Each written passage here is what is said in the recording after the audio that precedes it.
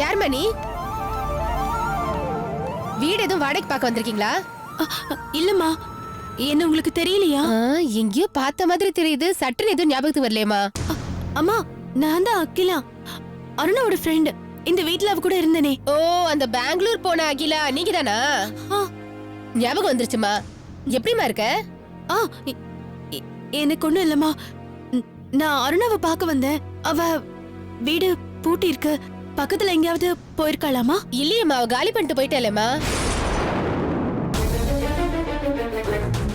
என்னம்மா அப்படி பாக்குற? உன்கிட்ட சொல்லாம கொள்ளாம போயிட்டாலேன்னு பாக்குறியா? நீங்க 2 பேருமே பேசிக்கிறது இல்லையாமே? உனக்கு அவளுக்கு ஏதோ பிடிக்காம போயிடுச்சு, ஃப்ரெண்ட்ஷிப்பே கட் ஆயிடுச்சுன்னு சொன்னாலேம்மா. நீ அவகிட்ட பேசினதை நிறுத்தினதுல இருந்து அவ மனசு ரொம்ப வெறுத்து போயிட்டாமா. மும்பைல வேலை கிடைச்சிருச்சுன்னு சொல்லிட்டு அவ வீட்டை காலி பண்ணிட்டு போயிட்டாமா. அது எங்களுக்குள்ள ஒரு சின்ன மனஸ்தாபம் தான். அதுக்காக இப்படி சொல்லாம போவான்னு நான் எதிர்பார்க்கல. அம்மா, அவளோட போன் நம்பர் ஏதாச்சும் இருக்கா? எதுவுமே இல்லம்மா. அவ சென்னை நம்பரே வேண்டான்ட்டு மும்பைல போய் புது நம்பர் வாங்கிக்கிறேன்னு போயிட்டாமா.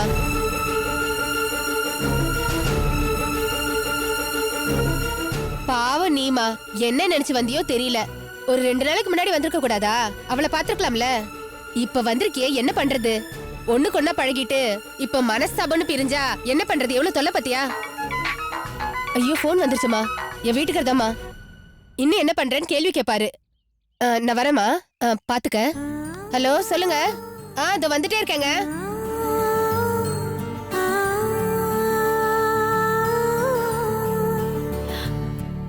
இப்ப நான் என்ன பண்றது?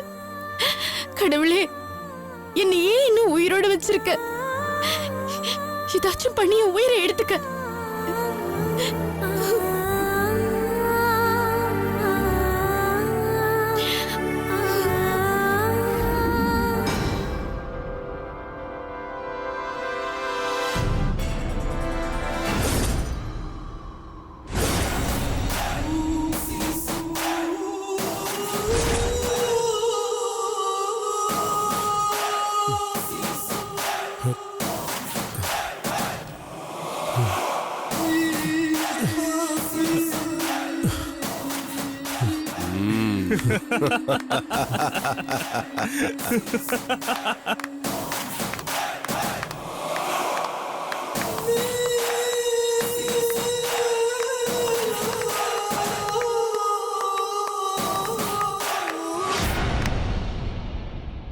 வெற்றிகரமா கண்ணை திறந்துட்டிய சுந்தரு.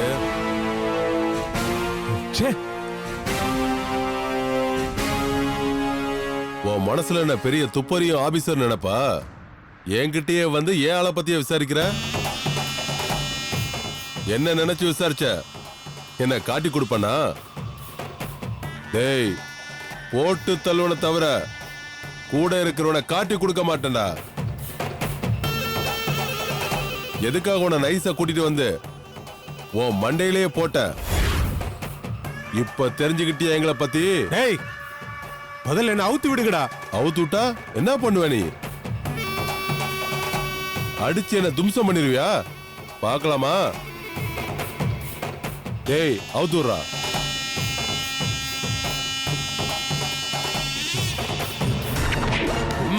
உன்னை கொல்லாம விட மாட்டேன்டா. டேய் டேய் டேய்,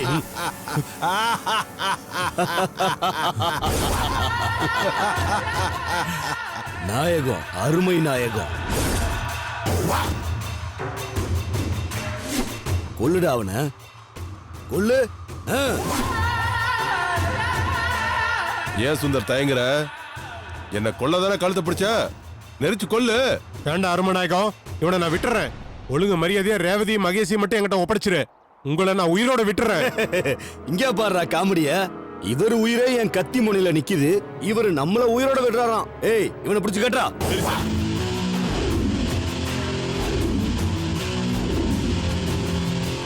சுந்தரு, எனக்கு ஒரு கெட்ட பழக்கம். என்னன்னு கேக்குறியா? என் பேச்ச கேட்காதவன எமலோகத்துக்கு அனுப்பி வைக்கிறது. இத நானும் மாத்திக்கணும்னு பாக்குறேன், முடியல. எவனாவது ஒருத்தன் என் பேச்ச மீறிடுறான், அப்புறம் என் குணத்தை காட்ட வேண்டியிருக்கு. இப்ப கூட பாரு, நீ என் பேச்ச ஆரம்பத்துல இருந்தே கேட்க மாட்டேங்கிற.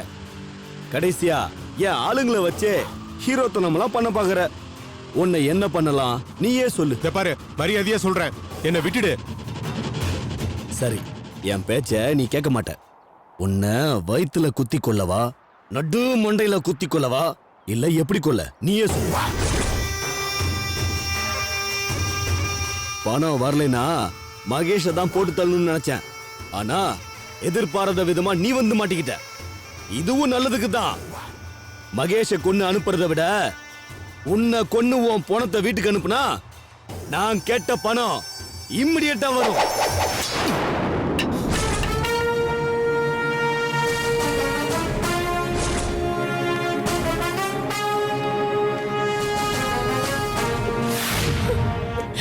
மாலதி, நீ எப்படி மாலதி இங்க? 2 நாளா நான் உங்களை தாங்க கவனிச்சிட்டு இருந்தேன். உங்களுக்கு ஏதோ ஆபத்து வரப்போகுதுன்னு என் மனசு சொல்லுச்சு. அதான் நீங்க கிளம்பும் போது நேரா போலீஸ் ஸ்டேஷனுக்கு போய் விவரத்தை சொல்லி இவங்க எல்லாரையும் கூட்டிட்டு வந்துட்டேன். போலீஸோட வந்தது நல்லதா போச்சு. இல்லனா இவனுங்க என்ன கொன்னு இருப்பானுங்க. இத பாருங்க, அப்படி சொல்லாதீங்க. நான் தான் வந்து உங்களை காப்பாத்திட்டேன்ல, இனிமே உங்களுக்கு ஒண்ணும் ஆகாது. அம்மா, நீங்க மட்டும் தான் இருக்கீங்க. மகேஷ் ரேவதி எங்கங்க?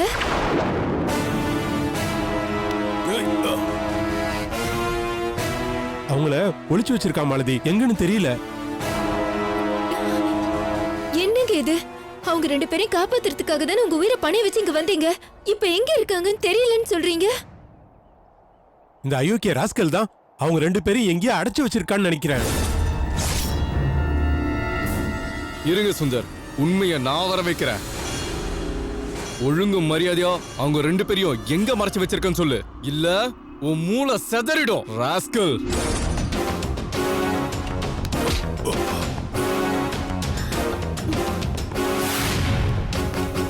டேய், உங்களுக்கெல்லாம் கொஞ்சம் கூட மனசாட்சி இல்லையா? பணம் சம்பாதிக்கணுங்கிற வெறியில என்ன வேணாலும் செய்வீங்களா? நீங்களும் அண்ணன் தம்பி அக்கா தங்கச்சிங்களோட பிறந்தவங்க தானே? ஏன்டா இப்படி மனசுல கொஞ்சம் கூட ஈரம் இல்லாம அரக்கத்தனமா நடந்துக்கிறீங்க? இத பார், ஒழுங்கு மரியாதையா என் தங்கச்சி மகேஷ் எங்க இருக்காங்கன்னு சொல்லிடு. இல்லனா நானே உன்னை அடிச்சு கொன்னுடுவேன். இருங்கம்மா, நான் பாத்துக்கிறேன். இவங்க கிட்ட பேச்சுவார்த்தை எல்லாம் நடத்தலாம் சரி வராது. இவங்க கிட்ட வேற மாதிரி விசாரிக்கணும்.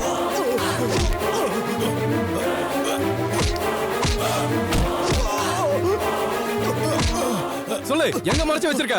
மகேஷ் ரேவதி எங்க மறைச்சு வச்சிருக்க? சார், சொல்லு சொல்லிடுறேன் சார். அவங்க 2 பேரையும் மணிமங்கலத்துல இருக்கிற என் கெஸ்ட் ஹவுஸ்ல வச்சிருக்கேன் சார். வாடா, வந்து எடுத்து கட்டு. வா, வா.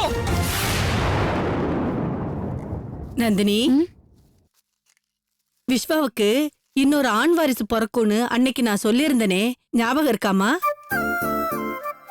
இருக்காத. அது சீக்கிரமா நிறைவேறணும்னு அம்மனுக்கு செவ்வாய் வெள்ளியில நெய் விளக்கு போடுறதுக்கு வேண்டியிருக்கேன்னு சொன்னல்ல. அதுவும் ஞாபகம் இருக்காத. சரி சரி. அதனால அந்த வேண்டுதலுக்காக நீ கோவிலுக்கு போய் விளக்கு போட்டுட்டு வாடா. என்ன அத்தை, வழக்கமா நீங்க தானே போவீங்க? ஆமாமா. ஆனா இன்னைக்கு என்னவோ உடம்பெல்லாம் ரொம்ப அசதியா இருக்குமா.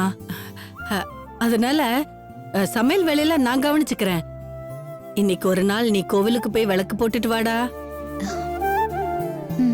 சரிங்க அத்தை. இத பாரு, போகும்போது கண்ணம்மாவையும் தூக்கிட்டு போ. அம்மனோட அருள் அவளுக்கும் கிடைக்கட்டுமா. சரிங்க அத்தை.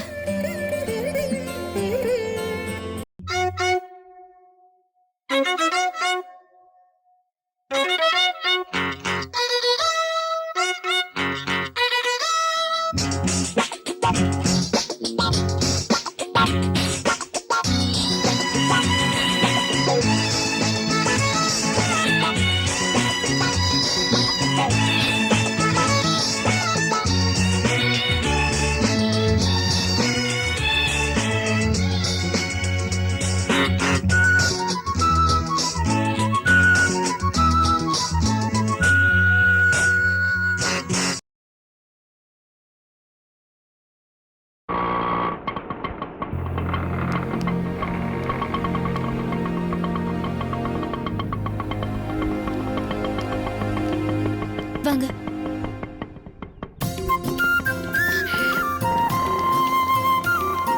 வாங்க. அத்தை, யார் வராங்கன்னு பாருங்களேன்.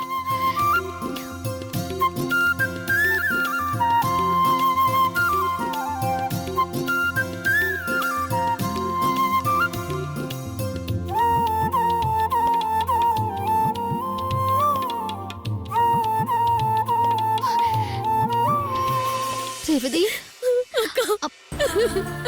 ஏய், ரேவதி, ஏன் அழற?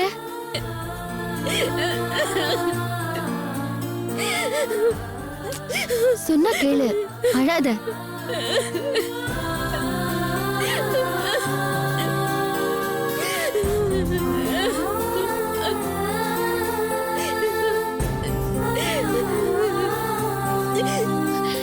ரேவதி, உன்னை பார்த்ததுக்கு அப்புறம் தான் என் மனசுக்கு நிம்மதியா இருக்கு.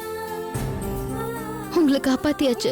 ஸ்டேஷன்ல வச்சு பணத்தை எல்லாருக்கும் செட்டில் பண்ண லிஸ்ட் எழுதி கொடுத்துட்டு இருக்கோன்னு சுந்தர மாமா போன்ல சொன்னதை கேட்டதுல இருந்து உன்னை எப்ப பாப்பேன்னு ஆசையா இருந்தேன். இப்ப கூட கோயிலுக்கு போயிட்டு நேரா நம்ம வீட்டுக்கு வந்து உங்களை பார்த்து பேசணும்னு நினைச்சேன். நீங்களே வந்துட்டீங்க. எப்படி இருக்க ரேவதி? நல்லா இருக்கியா? மகேஷ், எப்படி இருக்க?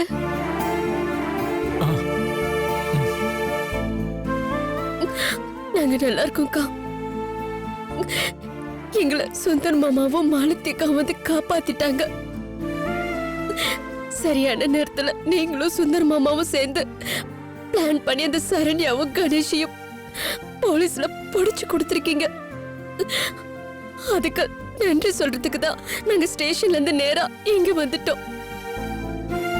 ரேவதி, எனக்கு நன்றி சொல்றதை விட சுந்தர் மாமாக்கும் மாலதி அக்காவுக்கும் நீ நன்றி சொன்னதான் சந்தோஷமா இருக்கும். என்ன பிளான் பண்ணி அவங்க 2 பேரையும் புடிச்சு கொடுத்ததுக்கு அப்புறம் இவங்க 2 பேரும் தான் உங்களை கண்டுபிடிச்சு காப்பாத்துறதுல ரொம்ப தீவிரமா இருந்தாங்க. அதனால நீ மாலதி அக்காக்கும் சுந்தர் மாமாக்கும் நன்றி சொல்லு.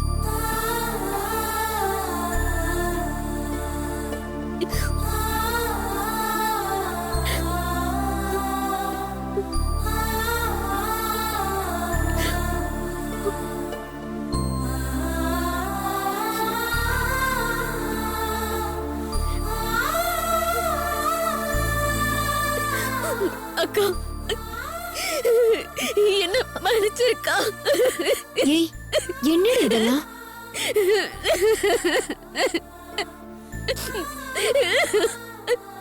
இத பார், முதல்ல அழாத. அதான் உன்னை காப்பாத்தியாச்சுல்ல, இன்னும் ஏன் அழுதுட்டு இருக்க? இது அழுக இல்லக்கா.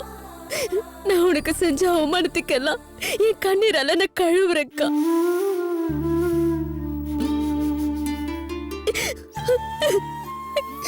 அக்கா, என்ன மன்னிப்பியாக்கா? உன்னை நான் எத்தனை தடவை கேவலமா பேசியிருக்கேன், திட்டிருக்கேன், வீட்டை விட்டு போன்னு சொல்லியிருக்கேன். அதெல்லாம் மனசுல வச்சுக்காம என்னையும் மகேஷையும் எங்களை காப்பாத்த போலீஸோட வந்தியக்கா. உன்னை புரிஞ்சுக்காத என்ன மன்னிப்பியாக்கா?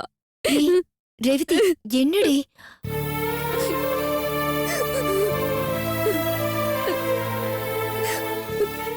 வேண்டாம்க்கா, என்ன மன்னிக்க வேண்டாம். அதுக்கு பதிலா என்ன நல்லா அடிக்கா. நான் செஞ்ச தப்புக்கு என்ன தண்டனையை அடிக்கா, அடி. ஏய், என்ன காரியம் பண்ற? கொஞ்சம் அமைதியா இரு. முடியலக்கா. நான் செஞ்ச தப்பெல்லாம் நினைக்கும் போது என் மேல எனக்கே கோவமா வருது. அதுக்கெல்லாம் எனக்கு இப்படி ஒரு தண்டனை வேணும்க்கா. இது பாரு ரேவதி, இப்படி எல்லாம் பேசாத. நீ பேசின பேச்சுக்கெல்லாம் நான் மனசு ஒடிஞ்சு போய் உன் வழிக்கு வரக்கூடாதுன்னு தான் நானும் இருந்தேன். ஆனா உன் மாமா தான் எனக்கு புத்திமதி சொன்னாரு. இல்லனா நான் என்னைக்கு அவரை கூப்பிட்டுக்கிட்டு அவங்க அம்மா வீட்டுக்கே போயிருப்பேன்.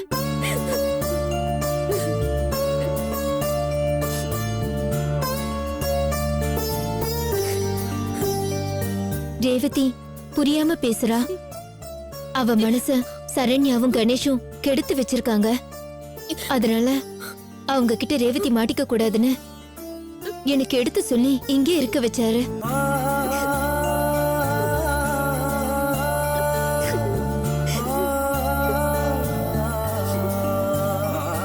நீ பேசின பேச்சுக்கெல்லாம் நான் அமைதியா இருந்த. இப்ப கூட உங்களை தேடி போனப்ப இவருக்கு ஏதாவது ஆபத்து வந்துருமோன்னு பயந்துதான் நான் போலீஸ கூட்டிட்டு வந்தேன். அதனால நீ மன்னிப்பு கேக்குறதா இருந்தா மாமா கிட்ட தான் கேட்கணும்.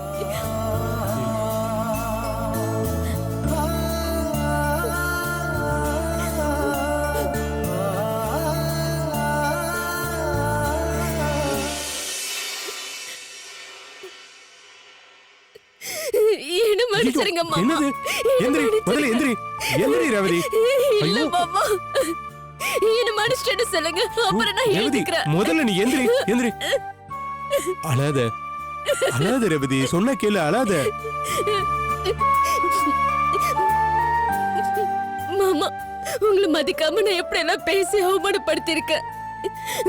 பணத்தை திருடி வச்சிருக்கீங்கன்னு எவ்வளவு கேவலமா உங்களுக்கு குத்தம் சொல்லிருக்கேன்.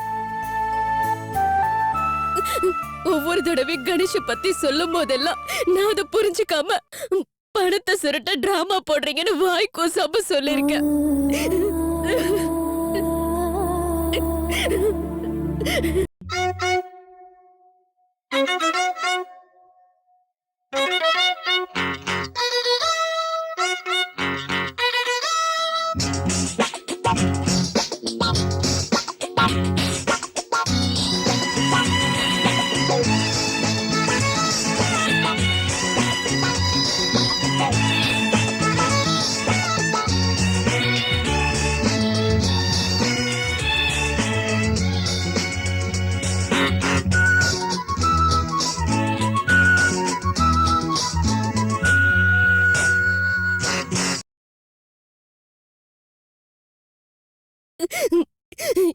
எல்லாத்துக்கும் மேல நீங்க தடுத்ததையும் மீறி 20 லட்சம் ரூபாவை எடுத்துட்டு போய் அந்த கணேஷ் கிட்ட கொடுத்துட்டேன்.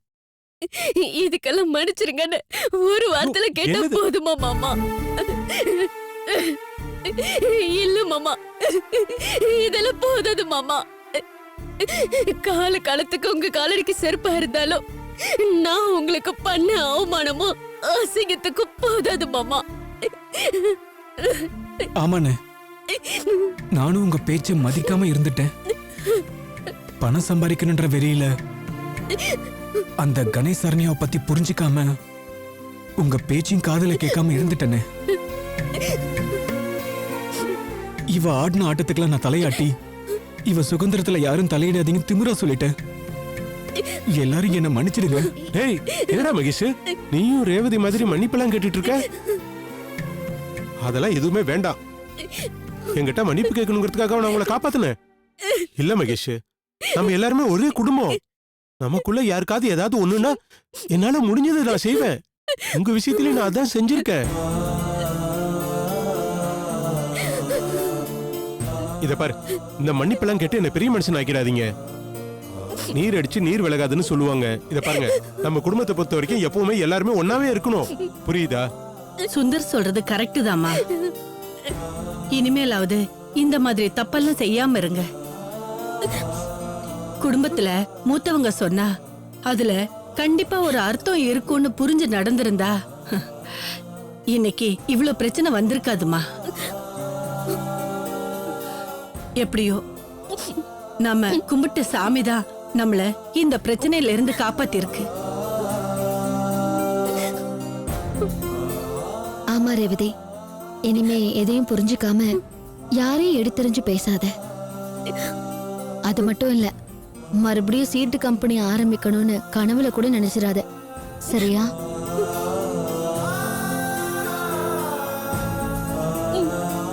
சரிக்கா. சரி, ஸ்டேஷன்ல இருந்து நேரா இங்க வந்ததுனால வீட்ல அப்பா அம்மா டென்ஷனா இருக்க போறாங்க. அதனால முதல்ல போய் அவங்கள பாருங்க.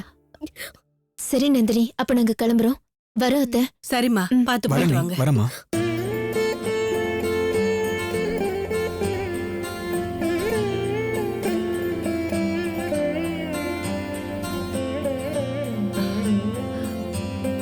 அப்பாடா, எல்லா பிரச்சனையும் முடிஞ்சு இப்பதான் நம்ம எல்லாருக்கும் சந்தோஷமே வந்திருக்கு.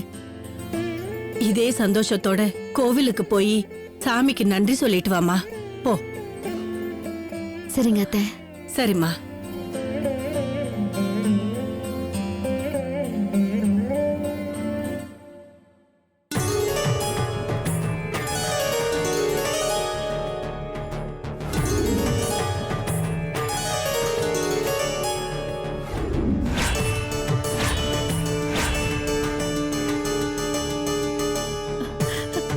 என்னங்க என்னங்க மாப்பிள்ளை ரேவதி வந்துகிட்டு இருக்காங்கன்னு நந்தினி எனக்கு ஃபோன் பண்ணி சொன்னாங்க.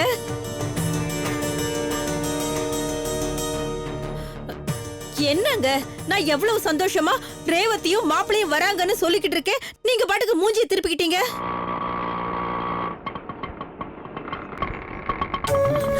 வந்துட்டாங்க போல இருக்கு.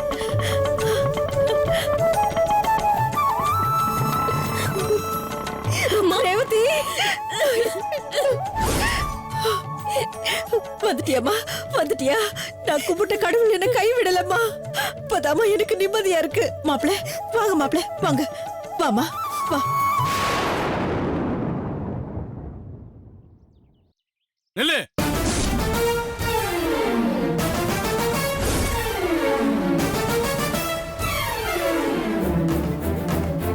ரேவதி, ஒரு அடி எடுத்து உள்ள வச்ச காலை ஒடிச்சு கையில கொடுத்துருவேன்.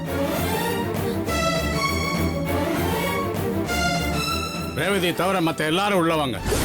அப்பா, என்ன எதுக்கு அப்படி கூப்பிடாத என்ன? நான் உங்ககிட்ட எதுவும் பேச தயாரா இல்ல. தயவு செஞ்சு என் கண்ணு முறை நிக்காம எங்கேயாவது போய் தொலை.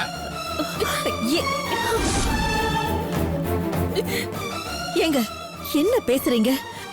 படாத பாடுபட்டு இப்பதான் வீட்டுக்கே வராங்க. அவங்க கிட்ட போய் 4 வார்த்தை ஆறுதலா பேசுறதை விட்டுட்டு வீட்டுக்குள்ளேயே வராதுன்னு சொல்றீங்களே. அக்கம் பக்கம் பாக்குறவங்க என்ன நினைப்பாங்க? எதுவா இருந்தாலும் உள்ள வந்ததுக்கு அப்புறம் பேசுங்க. ரேவதி, நீ உள்ள வாமா. அம்சா, கொஞ்சம் வாய மூடிட்டு பேசாம இருக்கியா? ஏற்கனவே நான் மனசுக்குள்ள எக்கச்சக்கமா கொதிச்சு போயிருக்கேன். அதை இன்னும் அதிகப்படுத்துறதுக்கு தான் இவ்வளவு உள்ள கூட்டிட்டு போய் பேசணுங்கிறியா? மாமா, நான் சொல்றத கொஞ்சம் தயவு செஞ்சு கோவப்படாம கேளுங்க. ரேவதியை திட்டத்தா இருந்தா வீட்டுக்குள்ள கூட்டிட்டு போய் வச்சு திட்டுங்க, வெளியில வேண்டாம் ப்ளீஸ். இல்ல மாப்பிள, என்ன நீங்களும் இப்படி பேசுறீங்க? இவ்வளவு தானே இவ்வளவு கெட்ட பேரும் நம்ம எல்லாருக்கும் வந்து சேர்ந்துச்சு. இதோ இந்த வீட்டு வாசல்ல தானே போலீஸ் வந்து நின்னுச்சு. இதே இந்த வாசல்ல தானே போலீஸ் என்ன அரெஸ்ட் பண்ணி கூட்டிட்டு போச்சு. இதே வாசல்ல தானே நம்ம ஊருக்காரங்க எல்லாரும் நம்ம எல்லாரையும் கேவலப்படுத்தி அவமானப்படுத்தி பேசினாங்க. இதெல்லாம் யாரால? இவளோட அகம்பாவத்தினால தானே இவ்வளவு பெரிய கெட்ட பேரும் அவமானமும் நம்ம எல்லாருக்கும் வந்து சேர்ந்துச்சு. இவ்வளவு பெரிய கேவலத்தை நம்ம எல்லாருக்கும் உண்டு பண்ண இவள உள்ள கூட்டிட்டு போய் உட்கார வச்சு பேசணுங்கிறீங்களா? மாமா, உங்களோட கோவம் எனக்கு புரியுது. அதுக்காக அவளை ஒதுக்கி வச்சிட முடியுமா? அவ எங்க மாமா போவா? அவளுக்குன்னு யாரு இருக்கா? எங்கேயோ போகட்டும், எக்கேடு கெட்டு போய் தொலையட்டும். அதை பத்தி எனக்கு என்ன கவலை? இந்த குடும்பத்தோட மானத்தை கெடுத்து என்ன போலீஸ் ஸ்டேஷன்ல கொண்டு போய் உட்கார வச்சவளுக்கு இனிமே இந்த வீட்டுல இடம் இல்ல.